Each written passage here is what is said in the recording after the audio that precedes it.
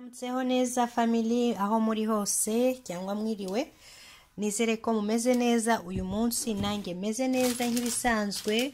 Uyu munsi rero ndashaka kugira ngo mbereke ya mafruit twakoze ubushize nababwiye ko dukoresha muri smoothie. Ubungubu avuye muri frigo hejuru, yabaye nka barafu. Sinzi niba muri kubibona neza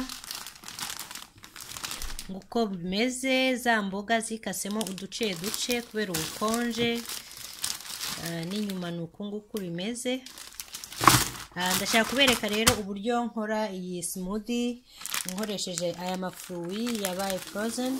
Turakoresha rero amata angana gutya, na amata makeya, ntabwo ari menshi cyane. Ubundi dushyiremo ya mafruit yacu, turagereranya nibura buri fruit. Murabibona uko bimeze.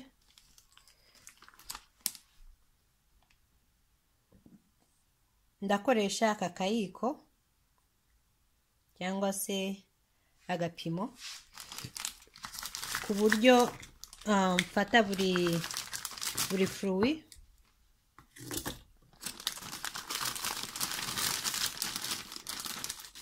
ndetse n'imboga.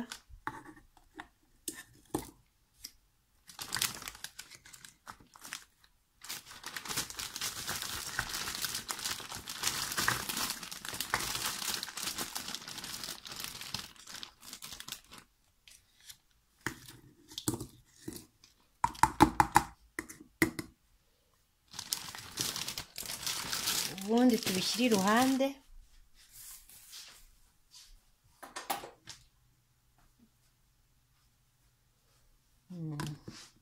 Mpfundikira igikombe cyacu.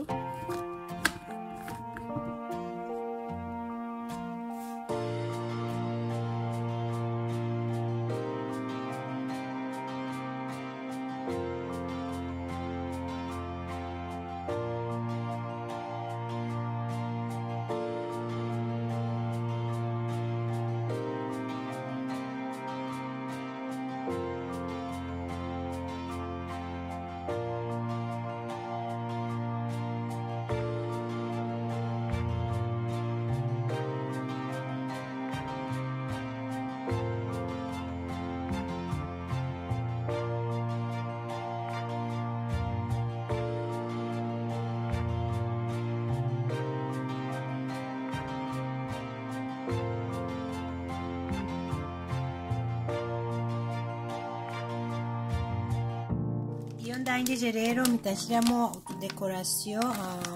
Nshyizemo hariya strawberries, ubundi ngiye kongeramo izi ngizi almonds.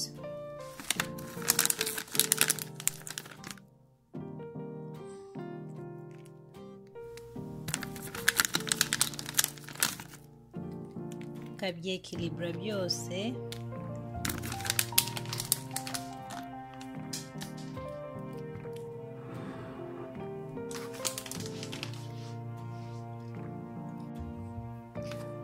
Ndaza kongeramo kandi granola, izi niba muzibona, igizwe na banana, nazo ndazishyira hagati.